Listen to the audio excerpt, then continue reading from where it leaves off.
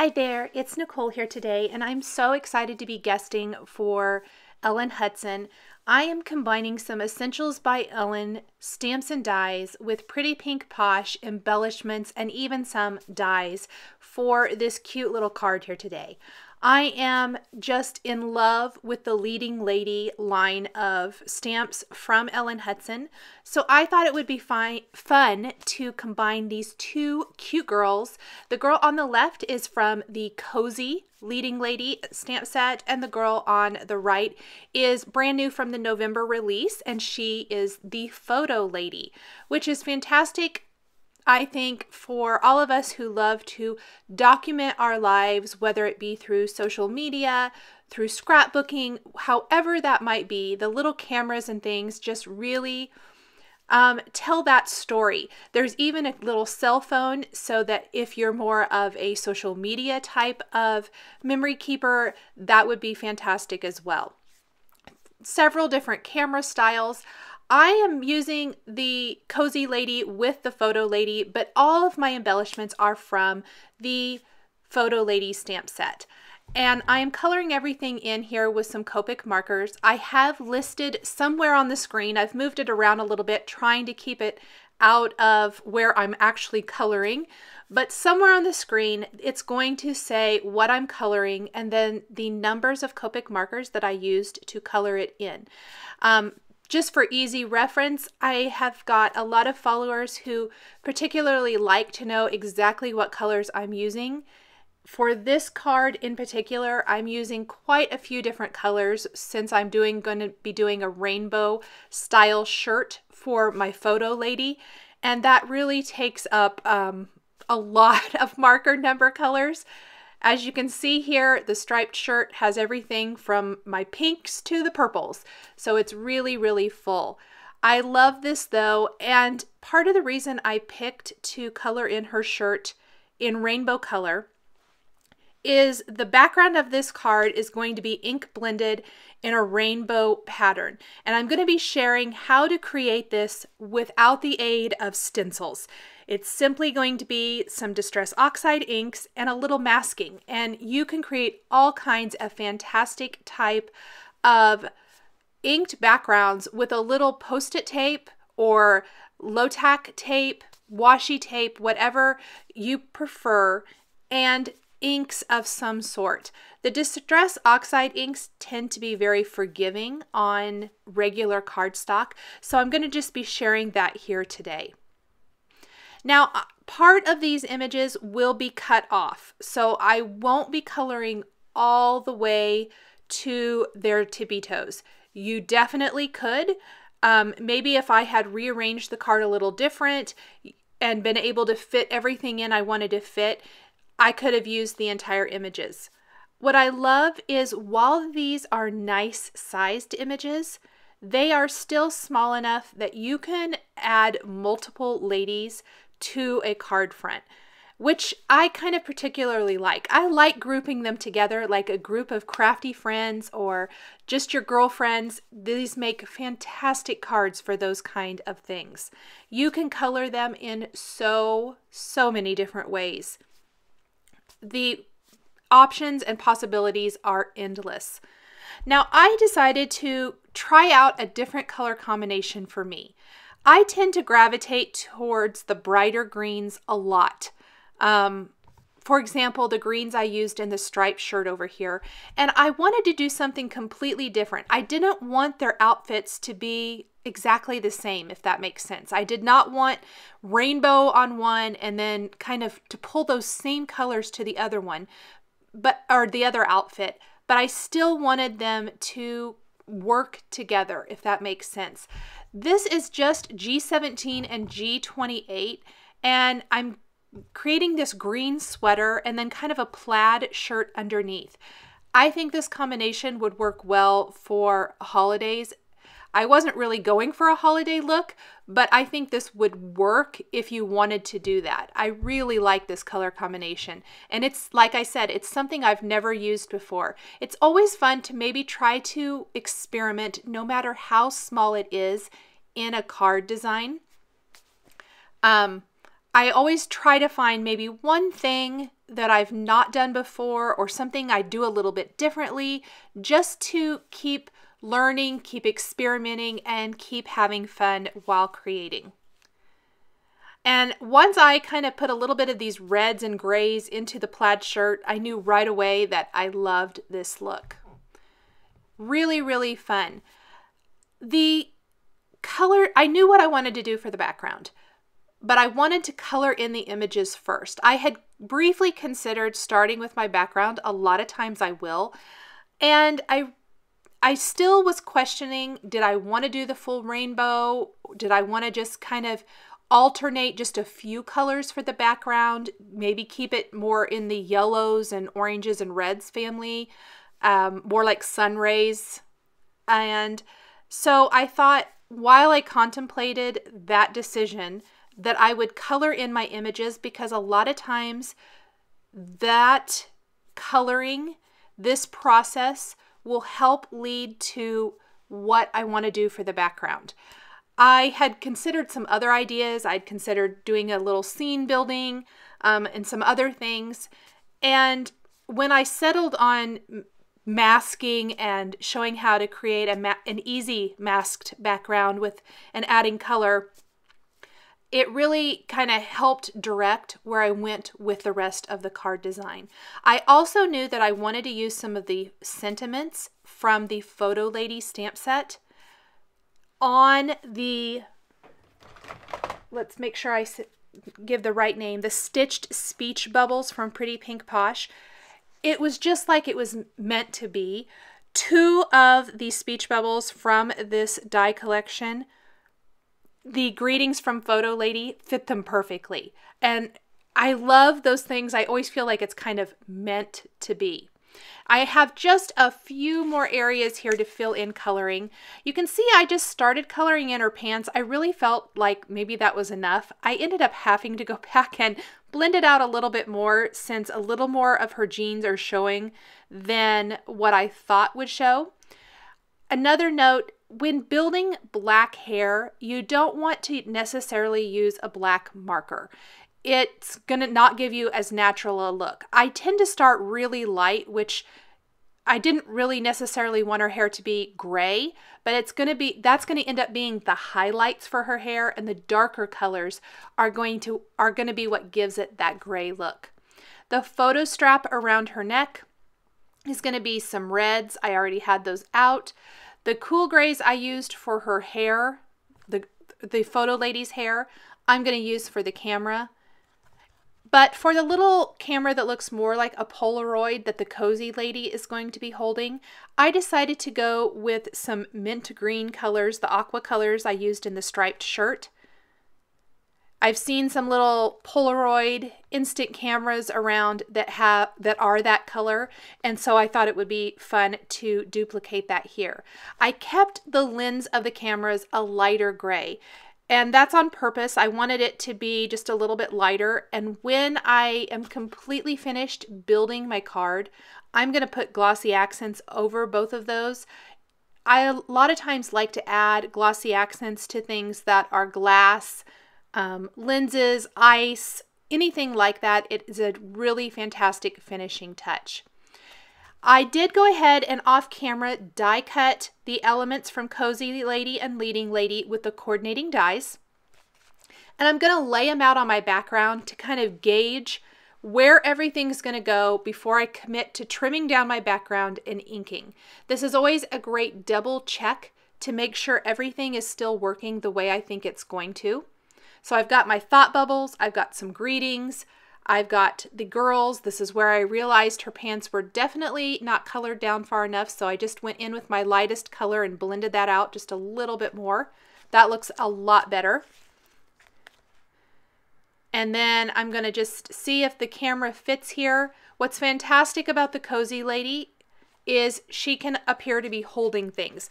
Her stamp set, it can be a coffee cup, it could be a pumpkin, a book, a coffee mug, lots of things.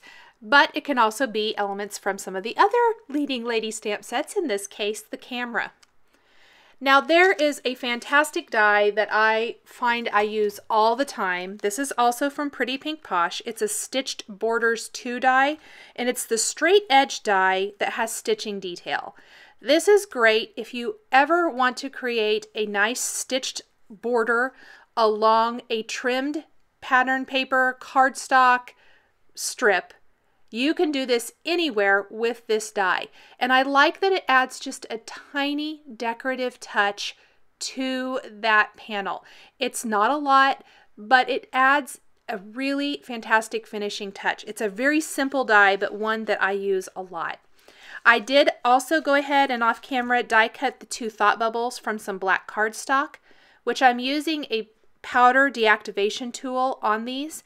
And I'm going to stamp the sentiments from the Photo Lady stamp set on each of these with Versamark ink and heat emboss with white embossing powder. These are kind of small, and if you don't want to get your fingers into or hold on to this while you're heat embossing because you maybe could burn your fingers, using a pair of tweezers, craft tweezers, is great.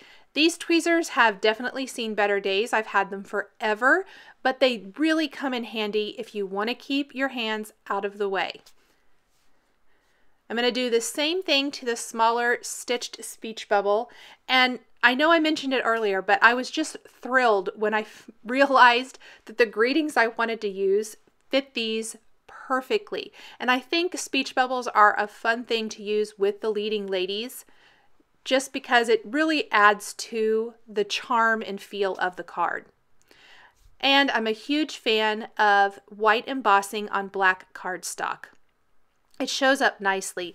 Even if you wanted to leave this background white and not do anything at all, it would still look amazing. To kind of help make my images pop, but I don't want to overwhelm it, I am going to go ahead and use a non-stick craft surface that's going to be easy to clean. This is from Tonic Studios. And I'm using Post-it tape, and simply I've made a little pencil mark in the center of my panel so that I know where to meet the Post-it tape so that all the rays are coming out from a centralized point. And I'm lightly going to ink lots of colors of Distress Oxide ink in each little section. I am not measuring them. It's more just kind of eyeballing it. I'm concentrating the ink color towards the center of the ray and lightening my hand as I come out from that so that it's almost white. It is white in places towards the edge of the panel. The colors I'm using are Picked Raspberry, Candied Apple, Spiced Marmalade, Fossilized Amber, Twisted Citron, Lucky Clover, Peacock Feathers, Salty Ocean, and Wilted Violet. Here's a little bit better example. I did switch out my Post-it tape once it wasn't sticky, or if I thought it was going to be picking up a darker color into a lighter color, that kind of ruins the look, I would switch it out. But you can reuse them several times before you need to do that. There was a great Fossilized Amber ray. You could also, instead of having them all come from a centralized point, you could kind of switch that up if you wanted to. I mean, still have the rays kind of come down more narrow towards the center, but maybe not have them all in a centralized point if you wanted to. Like I said, I'm keeping that color dark towards the center and lightening it up. Now, I missed a little area here, and that's going to bother me because I can see that little bit of white. So I'm simply going to put my masks back down and fix that before I move on. Once I'm all finished, I'm going to spritz this with water from a distress sprayer because I just love, love, love how water reacts, or the distress inks react with water. It's amazing. And it's such an easy way to add some distressing to a background. I'm going to go ahead and lay my girls out here, my leading ladies, and see how that looks. Because I used a nice light hand, it's not going to overwhelm them. And I really love the look and pop of color in my background. I'm ready to start putting it all together. On the back of my panel, I put some foam adhesive and I was going to go ahead and pop that in place on my card base, but I realized I probably better add my leading ladies first, and then I can trim off the excess from those before I place this panel on my card. I like the look of a little shortened panel, adds a little bit of interest. You could definitely do the full A2 sized panel if you prefer.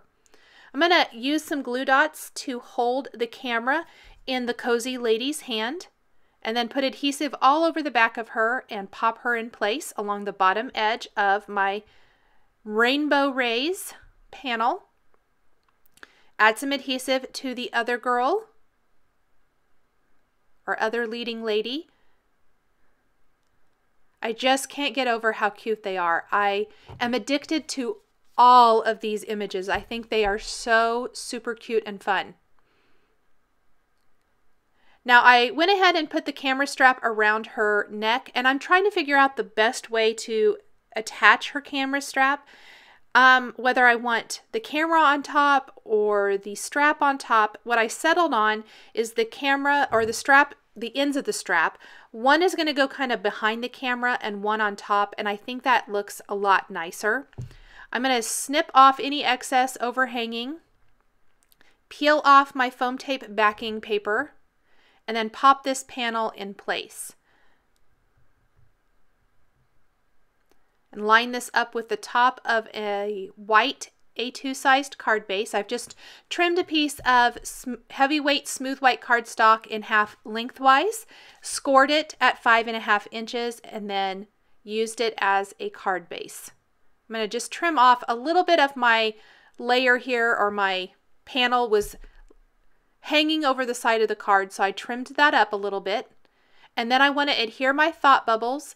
Again, I think it's a lot more successful if some element on the card is hanging off the edge. It helps ground the design, especially where parts of the lady images are not, they're not a complete image, I guess I want to say.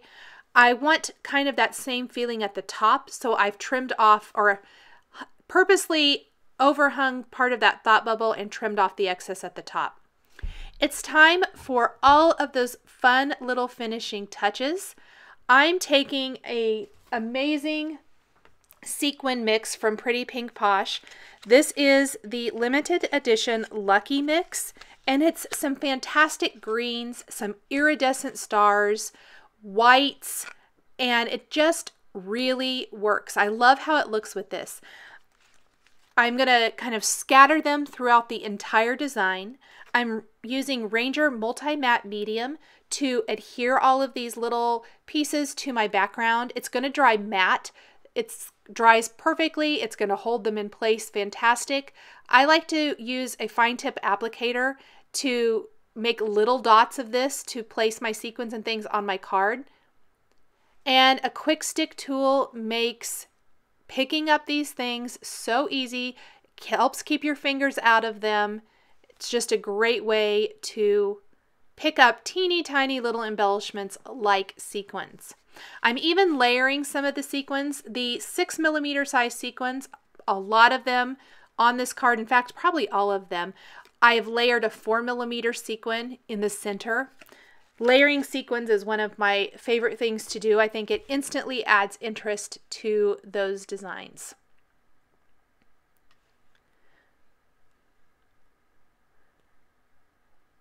Now that I have my embellishments in place, I am going to take a Stardust glitter pin and add like a little glittery filament to the stripes or the plaid design of the Cozy Lady shirt. It's going to be really sparkly in real life. It'll have a nice little shimmer to it. Then I'm going to take a black pin and go over the eyes on both images. This is something I do almost every time I color in anything that has eyes. I feel like it really makes the eyes pop and makes their faces come to life. Finally, I'm going to take a white pen and add just some little highlight details here and there, all over, some to the hair, the outfits, wherever you feel like you need just a little hint or a little highlight. I'll add just a few more highlights, especially to the hair here on the leading lady on the right, her pants. And then I did adhere a star sequin to the center of her camera, which I think it's a little hard to see in some of the photos, but you can see it better in one of the finished photos, and then add a layer of glossy accents to the center of each of the cameras. Let that dry, and my Rainbow Rays and Leading Lady card is all finished. Thanks for joining me today for this card featuring Essentials by Ellen Stamps and Dies and Pretty Pink Posh products. For more information, please visit the Ellen Hutson classroom. Thanks for watching, and we'll catch you next time.